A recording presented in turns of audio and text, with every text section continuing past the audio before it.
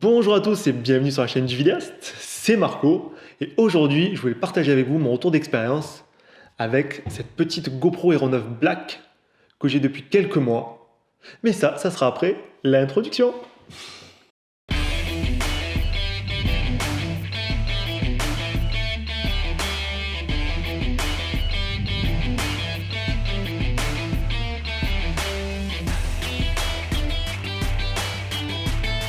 Pour ceux qui découvrent ma chaîne, sachez qu'ici on parle vidéo, trucs et astuces, montage, on partira en voyage ensemble et je partagerai avec vous mes dernières créations vidéo. Et on testera également du matos comme aujourd'hui avec cette petite GoPro Hero 9.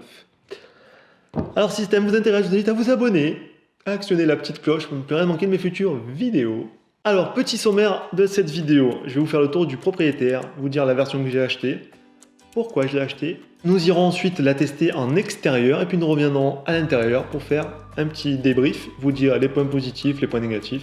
Alors j'ai acheté cette petite caméra d'action il y a quelques mois maintenant. J'ai pris le pack sur le site GoPro directement, un pack qui coûte 429 €. Alors je l'ai acheté avec mes sous, donc je peux dire ce que je veux dessus. Dans ce pack, on va voir ce qu'il y a dedans. Déjà, vous avez une pochette rigide dans laquelle vous pouvez tout mettre. Vous avez une poignée flottante, des attaches, dont une magnétique qui est super bien pensée. Vous avez deux batteries, une carte mémoire. Voilà, je pense que c'est déjà pas mal pour ce petit pack. Plus un an d'abonnement chez GoPro, avec lequel vous avez des réductions sur les accessoires et autres. Voilà, plein de choses intéressantes. Alors pourquoi j'ai craqué pour ce modèle et pas par exemple pour la Hero 8 ou la Hero 7 qui sont moins chères et qui au final sur le papier sont, on va dire, sont très proches.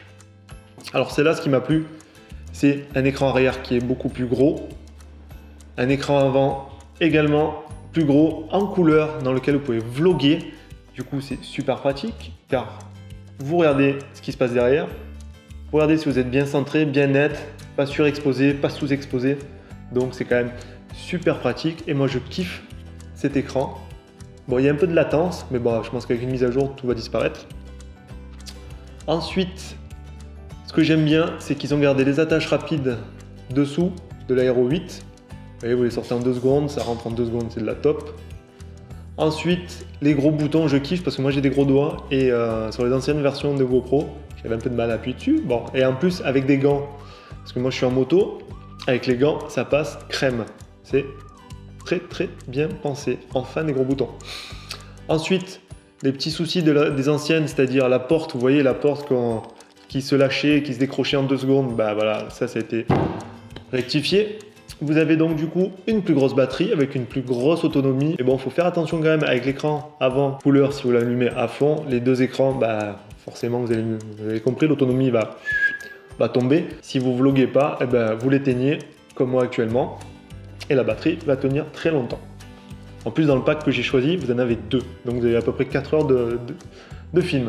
Un autre truc que j'ai kiffé, c'est le fait de pouvoir changer d'objectif. Vous voyez, vous tournez, tac, vous l'enlevez, ça prend 1 seconde, pareil, tac, vous le remettez. Donc j'espère qu'ils vont développer des objectifs. Là j'ai vu, il y a l'objectif max 1 pouce que j'ai commandé, que j'attends avec impatience de recevoir. Et je vous ferai un petit retour également dessus. J'espère que les marques tiers vont nous sortir des objectifs de qualité pour cette petite GoPro. Bon, je pense que vous l'avez compris, hein, je la kiffe, on verra après dans la vidéo, hein, n'est-ce pas? Alors maintenant, je vais vous expliquer pourquoi j'ai vraiment craqué pour cette GoPro. Déjà, il me fallait une caméra d'action, car je fais de la plongée sous-marine, et honnêtement, ça, c'est une tuerie, surtout avec cet écran extra large derrière. Vous voyez tout ce que vous filmez. Elle est étanche à 10 mètres, c'est déjà pas mal. Bon, on va dire que c'est bien pour barboter, hein. Il va falloir que j'achète un boîtier étanche pour aller jusqu'à 60 mètres. Même si j'irai jamais jusqu'à 60 mètres, mais au moins à 20-30 mètres. Je fais aussi du ski et du vélo, donc j'aime bien filmer ce que je fais. Donc j'ai une Osmo Pocket, mais honnêtement, j'ai dû m'en servir 2 fois en ski, 2 fois en vélo. J'ai tellement peur de la faire tomber que si je la fais tomber une fois, la nacelle elle explose. Donc c'est vraiment pas fait pour. Donc voilà, il me fallait vraiment un complément pour le sport, principalement. Quelques petits détails avant de sortir pour tester ça à l'extérieur. Donc vous avez l'apparition de la 5K, la stabilisation qui est poussée à son maxi, je pense, elle est monstrueuse cette stabilisation, c'est impressionnant, vous pouvez courir, vous pouvez faire ce que vous voulez, il n'y a rien qui bouge, c'est tout le temps droit, c'est incroyable. Ensuite, vous avez du ralenti qui monte jusqu'à 200 images secondes en 2K, s'il vous plaît. Les timelapse, les time warp, vous connaissez, j'adore. Et pour finir, nous pouvons faire des photos en 20 mégapixels. Bon, attention, c'est un petit capteur. Vous n'allez pas faire des photos de fou. Mais on va dire des photos souvenirs pour Insta et tout, c'est très bien. Bon, on a fait le tour, hein, on va laisser tester ça dehors, on va voir ce qu'elle a dans le ventre. Et puis nous, on se retrouve après pour un petit débrief, à voir les plus et les moins. Allez, on y va, c'est parti!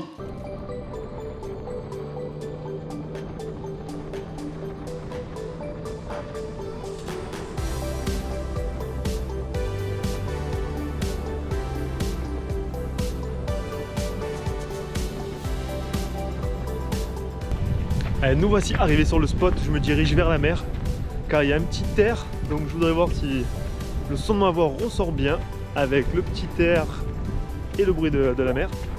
Ensuite, on va se tester la stabilité, puis on fera quelques photos, ensuite des petits accélérés, et pour finir, on va se faire des petits ralentis. Allez, on y va, c'est parti. On va commencer par courir pour la stabilité, n'est-ce pas? Allez, go, c'est parti. Allez, c'est parti pour 10 km. On teste la stabilité de la GoPro. Avec le vent, je vais voir ce que ça donne. Ça a l'air de pas bouger, c'est de la bombe. On saute. Tac, tac.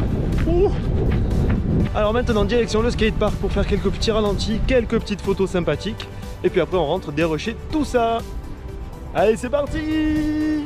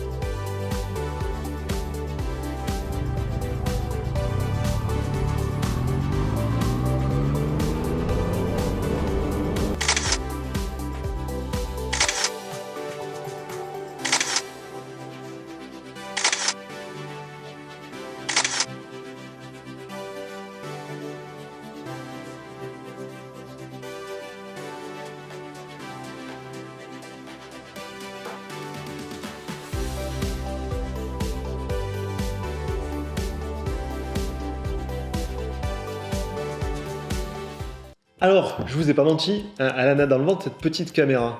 Moi perso, je la kiffe pour faire du sport, elle me suit tout le temps. Bon, on va dire qu'elle est quand même pas parfaite, elle a quand même des points négatifs. Mais on va commencer par les points positifs. Alors, moi ce que j'ai kiffé, vous l'avez compris, c'est gros écran, gros bouton, retour vidéo pour faire du vlog, batterie avec une bonne autonomie. Voilà, elle est étanche à 10 mètres, c'est super bien, très bien pensé, bravo. Les ralentis sont pas mal, l'apparition de la 5K, bon c'est bien, mais bon, moi je m'en sers pas. La stabilisation est top, les time warp et les time lapse qu'on peut faire sont démoniaques. Ensuite, pour les commandes vocales, on va dire que c'est positif et négatif. Si vous avez trop de bruit, elle comprend plus rien.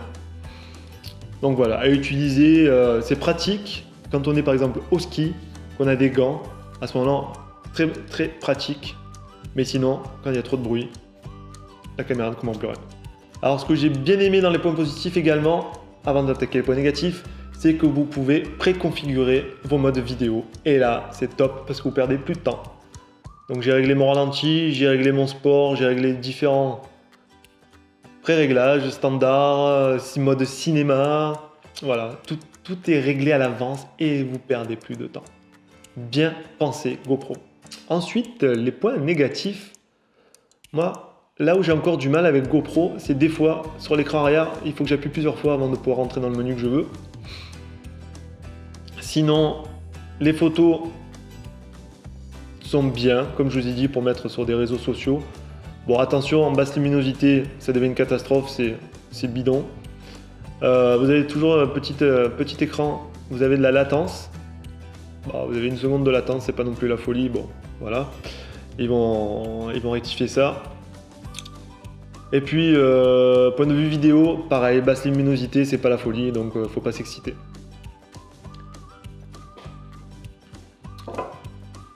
Voilà, j'espère que cette vidéo vous a plu. Si c'est le cas, petit pouce bleu. Laissez-moi des commentaires si vous avez des questions sur cette GoPro Hero 9. Dites-moi si vous en avez une, si vous comptez en acheter une. Et puis nous, on se retrouve très prochainement pour une future vidéo. D'ici là, faites attention à vous. Allez, bye bye.